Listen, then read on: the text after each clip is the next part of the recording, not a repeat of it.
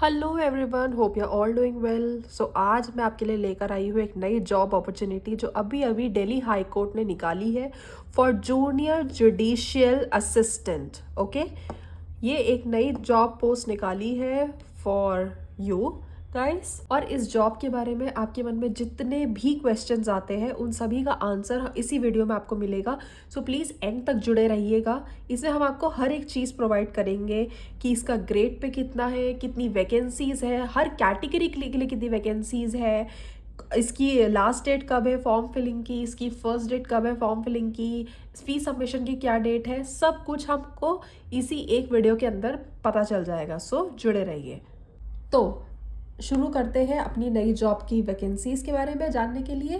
तो इसका नाम है जॉब का junior judicial assistant for Delhi high court.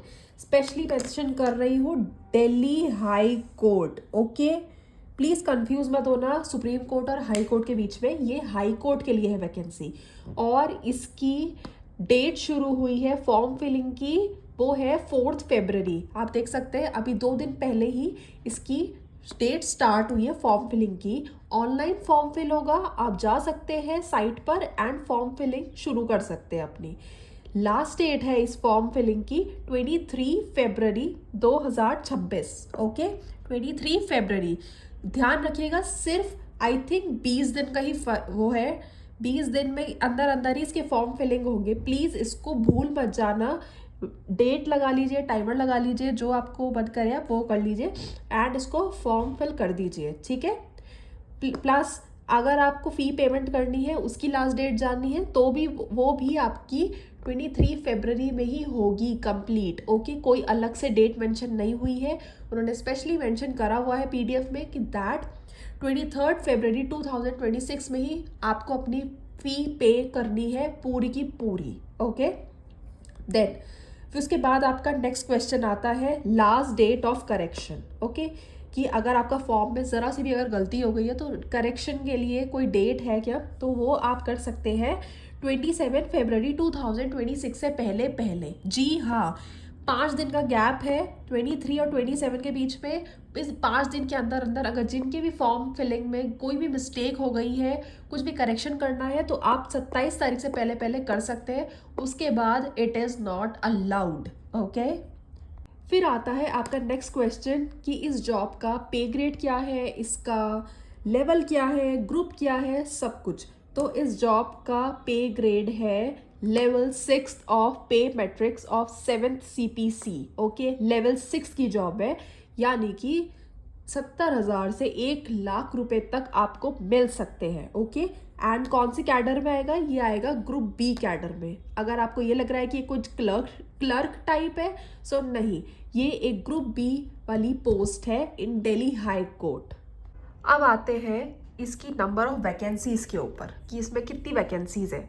तो आप देख सकते हैं जनरल कैटेगरी में इसके पास 62 वैकेंसीज है, EWS में 12, OBC या NCL में 44, SC कैटेगरी में 20 एंड ST कैटेगरी में 14। पूरा अगर हम टोटल करें तो हमारी आती है 152 वैकेंसीज, यानी कि आपको जो लड़ाई करनी है वो 152 वैकेंसीज में से किसी एक सीट के लिए लड़ाई करनी है। ओके, बट आपने देखा होगा मैंने इसके ऊपर एक छोटा सा स्टार लगाया है। इस स्टार का मतलब ये है कि out of these 152 vacancies, some vacancies are reserved for PWBD, low vision, hard of hearing etcetera. जैसा कि होता है हमारा थोड़ी सी सीट्स, आई थिंक 8 से 10 सीट्स हमारी वेकेंट है इन कैटेगरीज के लिए। बाकी सीट्स के लिए आप चाहे तो अपना कंपटीशन दायर कर सकते हैं। अब आते हैं इसकी एसेंशियल क्वालिफिकेशंस के ऊपर। एसेंशियल क्वालिफिकेशंस के नाम पर इन्होंने सिर्फ 2 कंडीशंस रखी हुई है। पहली कंडीशन है ग्रेजुएशन। आपका कोई भी ग्रेजुएशन हो, कुछ भी हो, BSc, BBA, BCom, एनीथिंग, आप यहाँ पर अप्लाई कर सकते हैं। दूसरा क्वालिफिकेशन आपके पास होना चाहिए टाइपिंग स्पीड ऑफ 35 वर्ड्स पर मिनट ऑन कंप्यूटर। ये दोनों कंडीशंस आपके पास होनी ही होनी चाहिए, वरना आपका कैंडिडेचर रिजेक्ट कर दिया जाएगा। अब आते हैं इसकी एज लिमिट के ऊपर। जैसा कि हर एग्जाम में मेंशन होता है, एज लिमिट 18 ईयर्स से 32 ईयर्स तक है।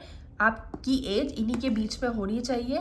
आपको प्रॉपर रिजर्वेशन भी दिया जाएगा, उसकी लिस्ट भी, उसकी सारी इन्फॉर्मेशन भी PDF पे मेंशन्ड है। लेकिन प्लीज़ मेक श्योर 18 साल से लेकर 32 साल के बीच में ही आपकी एज होनी चाहिए। ओके, अब आता है इसका मोड ऑफ सिलेक्शन। तो इसमें कुल मिलाकर 4 स्टेजेस है।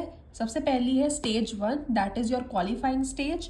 इसमें टोटल मार्क्स है 120 मार्क्स एंड टोटल मिनट्स है 120 मिनट्स, यानी कि एक क्वेश्चन के लिए 1 मिनट आपको मिलेगा। ओके, एंड एक क्वेश्चन 1 मिनट एंड एक ही मार्क का होगा। ओके, तो उसमें सबसे पहला सब्जेक्ट आता है हमारा इंग्लिश लैंग्वेज का एंड कॉम्प्रीहेंशन। इसके क्वेश्चंस होंगे 45 क्वेश्चंस एग्जाम्स में आएंगे और वो 45 मार्क्स के ही आएंगे। ठीक है, यानी कि 1 question is equals to 1 mark each. Okay, 1 mark each. And आपका जो भी सिलेबस है वो वही नॉर्मल सिलेबस आता है, वही आएगा। Active passive, errors, one word substitution, antonym, सिनोनियम etcetera. दूसरा आता है आपके पास जनरल अवेयरनेस या फिर general knowledge and current affairs और करंट इवेंट्स। ये भी आपका 45 मार्क्स का ही आएगा, लेकिन इसमें थोड़ा सा डिवीजन है। डिवीजन ऐसा है 30 क्वेश्चंस प्लस 15 क्वेश्चंस। इसमें जो 30 क्वेश्चंस होंगे वो आपका जनरल नॉलेज या जनरल अवेयरनेस से आएगा एंड जो आपके 15 क्वेश्चंस है ये आपके प्रॉपर करंट अफेयर्स या फिर करंट इवेंट से आएंगे। मार्क्स अगर पूछा जाए तो वही 30 questions is equals to 30 marks and 15 question is equals to 15 marks, यानी कि हर क्वेश्चन एक ही मार्क का है।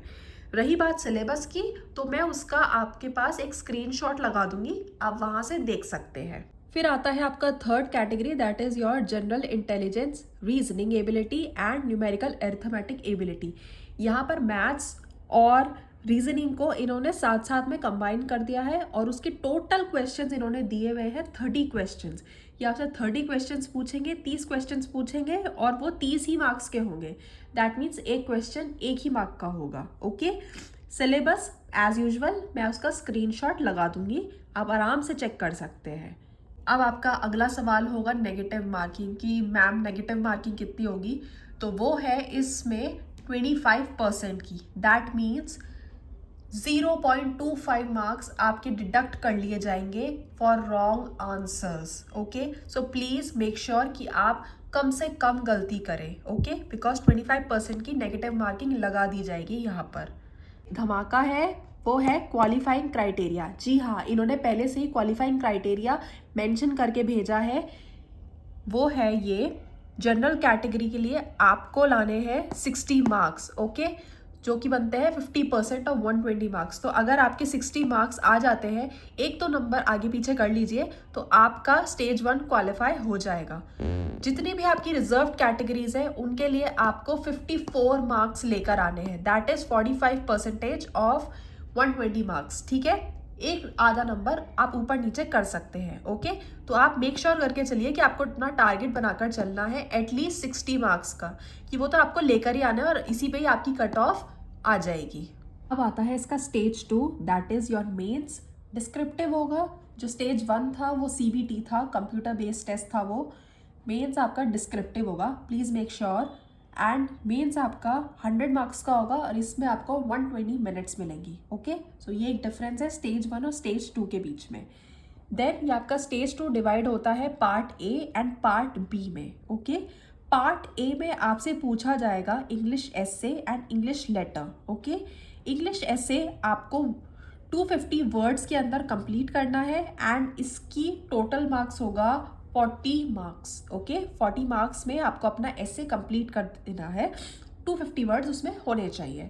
देन आपका आएगा इंग्लिश लेटर।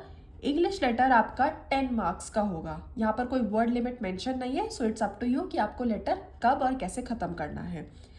देन आता है आपका part B, that is your grammar and your translations. Okay, grammar again आपकी 30 मार्क्स की होगी।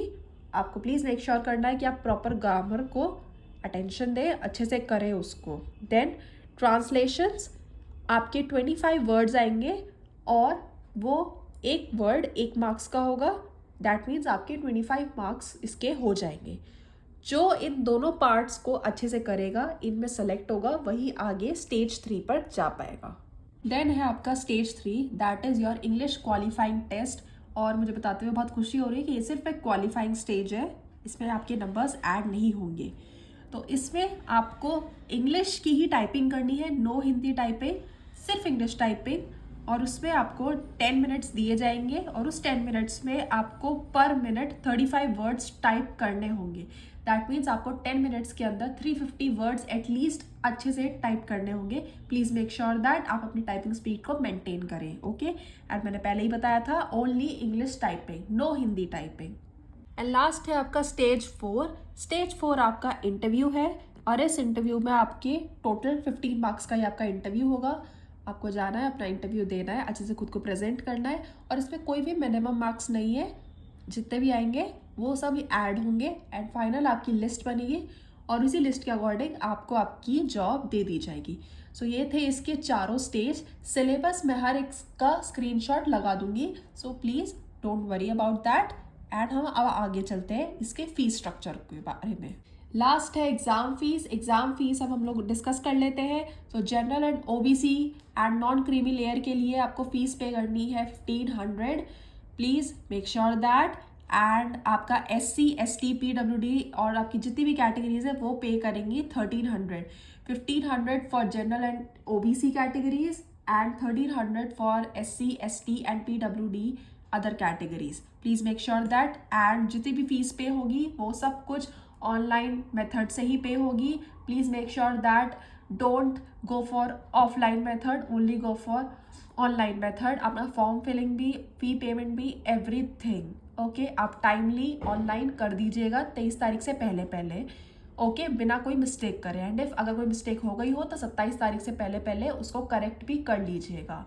आप साइट पर जाइए, साइन इन करिए और अपना जाकर फॉर्म फिल कर दीजिए। Wish you very good luck. And अगर आपको उसकी PDF चाहिए तो वो आपको इसी के डिस्क्रिप्शन में मिल जाएगी। So that is all. Bye bye.